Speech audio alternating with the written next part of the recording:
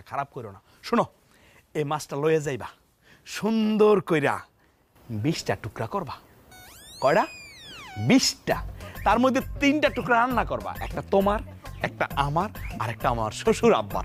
বাকি যে 17 টুকরা থাকবো সুন্দর করে জালদা রেখে দিবা, পুরা মাছ জুড়ে খাইবা, মাছ আর মাছ। এই 3 ইঞ্চি মাছটারে আমি কেমনে 20 টুকরা করব? এই মাছ তো 6 টুকরাও হইব না। কেমনটা লাগে? পারবা কেমনে?